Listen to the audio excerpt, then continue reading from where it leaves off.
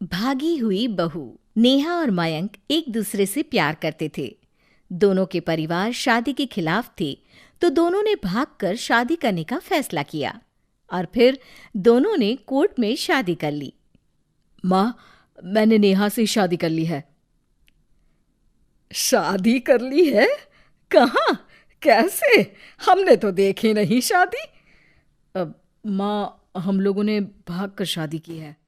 अच्छा जी, तो ये लड़की घर से भागी हुई है और अब मेरे घर की बहू बनेगी। अरे ना जी ना, मैं ऐसी लड़की को कभी अपने घर की बहू ना बनाऊं जो भाग कर शादी करती है।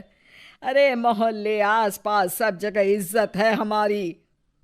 माँ, अगर मैं भागी तो मयंक के लिए भागी ना। और मयंक और मैं स्कूल के समय से प्यार करते हैं, इसमें गलत क्या है? तभी नेहा को ढूंढते उसके मम्मी पापा भी वहां आ जाते हैं। दोनों के गले में वरमाला देखकर नेहा की माँ बोल पड़ती है। हे भगवान, ये क्या हो गया? वो जोर जोर से रोने लगती है। नेहा, तेरे लिए हमने इतना अच्छा रिश्ता पक्का किया था। मयंक में क्या है? अरे ना तो कमाता है, ऊपर से नशा भी करता है। अरे क्यों शादी की तूने इससे? तू तो हमारी इकलौती बेटी है बेटा। अरे देखिए बहन जी, मेरे बेटे के लिए कुछ कहने की जरूरत नहीं है। हाँ, हम नहीं आए थे आपकी बेटी का हाथ मांगने। अरे कुछ नहीं करता तो कोई भूखे नहीं मार देंगे आपकी बेटी को। देखिए कितना बड़ा घर है हमारा, और भगवान की दुआ से दूध दही की नदियां बहती हैं। जैसे तैसे कर लोगों के सामने अरेंज्ड मैरिज दिखा घर वाले दोनों की शादी की पार्टी भी दे देते हैं। पार्टी में बुआ सास। अरे भाग कर शादी कर ली थी दोनों ने। लड़की को देखो, शक्ल से तो चालाक लग रही है। क्या? अरे पर रीटा बहन तो बोल रही थी कि दोनों की अरेंज्ड मैरिज है। तभी चाची कहती है। अरेंज्ड?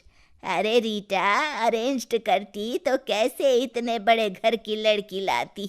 लड़के में है क्या? अरे सिर्फ दिखता अच्छा है ना, पर ना कमाता ना धमाता, उल्टा नशा अलग से करता है। अरे पता नहीं भागी हुई लड़कियां किसी घर में टिकती भी है कि नहीं। दिन बीतते जाते हैं। एक दिन। अरे रीटा, हम लोगों को 2 दिनों के लिए पंजाब जाना पड़ेगा। मेरी बहन यानी कि तुम्हारी ननद की बेटी की शादी जो है। हाँ हाँ चलते हैं, लेकिन घर किसके भरोसे छोड़ दें? आजकल तो घर बंद रखना सेफ नहीं है। अरे माँ, टेंशन क्यों लेती हो? मैं और नेहा तो घर पर ही रहेंगे ना। अरे हाँ हाँ, तू तो मेरा बेटा है, लेकिन सच कहूँ मुझे इस लड़की पर रत्ती भर विश्वास नहीं है। अरे माँ, नेहा तुम्हारी बहू है। बहू? अरे जो लड़की भाग कर शादी कर सकती है, वो घर पर चोरी भी तो कर सकती है। मयंक को माँ की बात का बड़ा बुरा लगता है। वो नेहा की तरफ देखता है जिसकी आंख में आंसू भरे होते हैं। माँ जी, आप अपनी अलमारी में ताला लगा लो। हाँ हाँ, तो वो तो लगा ही दूंगी, लेकिन कहीं तू घर का बाकी का सामान भी। अरे भाई, भागी हुई लड़की का क्या भरोसा। धीरे धीरे दिन बीतते हैं। एक दिन नेहा घर के बाहर गार्डन में पेड़ों को पानी दे रही थी, तभी पड़ोस की बहू।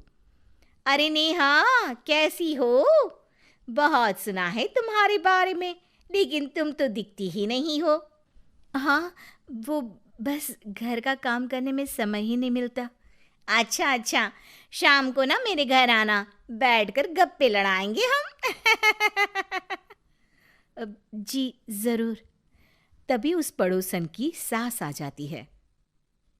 अरे बहू, ये किससे बात कर रही है?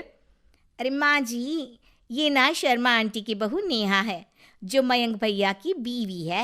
हाँ हाँ, बस सबको पता है ये कौन है और कैसी है। इससे ज्यादा मेल जोल रखने की कोई जरूरत नहीं है। पता है, भागी हुई लड़की है ये, शादी से पहले भागी थी ये।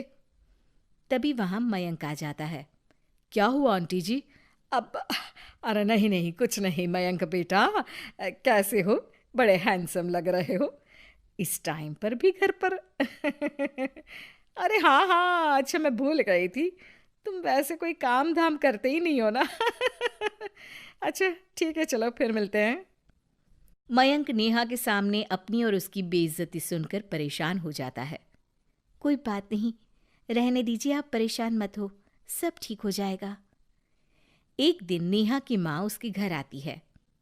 अरे आइए आइए, कैसे आना हुआ? नेहा को लेने आई है क्या? अरे नहीं नहीं बहन जी, अब तो नेहा मयंक की बीवी है, मैं तो उसे करवा चौथ देने आई थी। माँ ने सास और नेहा को सोने का सेट दिया, खाने पीने के ढेर सारे सामान देकर कहती है, बहन जी, मैंने ये सब अपनी बेटी की किसी कामकाजी अच्छे पढ़े लिखे परिवार के लड़के से शादी करने के लिए रखा था, लेकिन नेहा को मयंक पसंद था तो उसकी शादी अच्छे से नहीं कर पाई। अरे बस बस, हम लोगों को सुनाने की जरूरत नहीं है। मेरे मयंक ने भी अच्छी पढ़ाई लिखाई की है। वैसे संस्कार तो दिए हैं कम से कम मैंने अपने लड़के को, वरना कौन अपनी बेटी को भागने के संस्कार देता है? आपकी बेटी ने तो भाग कर शादी की है। माँ को सास की बात का काफ़ी बुरा लगता है। वो वहाँ से चली जाती है। नेहा भी माँ का दिया सारा सामान लेकर अपने कमरे में चली जाती है। एक दिन, अरे नेहा, तेरी माँ ने जो मुझे वो बड़े बड़े सोने के जेवर दिए थे ना, वो वापस कर मुझे। उस दिन तो मैंने कुछ कहा नहीं था, जरा ला कर तो दे, मैं अपनी बेटी को दे दूंगी। तभी वहाँ मयंक हाथ में मिठाई का डिब्बा लेकर आता है। अरे क्या हो गया, तुझ जैसे निठल्लू की नौकरी लग गई क्या? माँ, तुझे अपने बेटे पर विश्वास नहीं, लेकिन नेहा को मुझ पर पूरा विश्वास है, और अब मैं उसे समाज में सम्मान दिलाकर रहूंगा। सारे गहने बेचकर मैंने अपना कारोबार शुरू किया है। अरे वाह वाह वाह वाह, भागी हुई लड़की का भी कोई सम्मान करता है क्या? देखा, बेच दिया ना गहना। शाम को करवा चौथ की पूजा में सारे अड़ोस पड़ोस के साथ कई औरतें पार्क में पूजा कर रही होती है कि नेहा भी वहां आ जाती है। नेहा सज धज कर वहां की सभी महिलाओं में सबसे सुंदर लग रही थी। अरे अरे, तुमने भी व्रत रखा है क्या? किसके लिए? जिसके साथ भाग कर आई हो उसके लिए। तभी वहां मयंक आ जाता है। हाँ, जिसके साथ भागी है उसके लिए। आप लोगों को शर्म आनी चाहिए। एक औरत होकर एक औरत के साथ ऐसी बातें कर रही हैं। अगर नेहा भागी तो मैं भी तो भागा था, फिर अकेली नेहा क्यों जिम्मेदार हो? वो कम से कम आप लोगों से तो लाख गुना अच्छी है। आप लोगों ने एक अच्छे पैसे कमाने वाले इंसान से शादी की, लेकिन मेरी बीवी ने मुझ जैसे लड़के पर विश्वास कर ना सिर्फ मुझसे शादी की, पर मुझे ठीक राह पर भी लेकर आई। तो हाँ, जितनी नेहा जिम्मेदार है भागी हुई कहलाने को, तो मैं भी भागा हुआ ही हूं, लड़का हूं। तो इसका मतलब ये नहीं कि मैं जो करूं वो ठीक हो। सभी को मयंक की बात समझ में आ जाती है।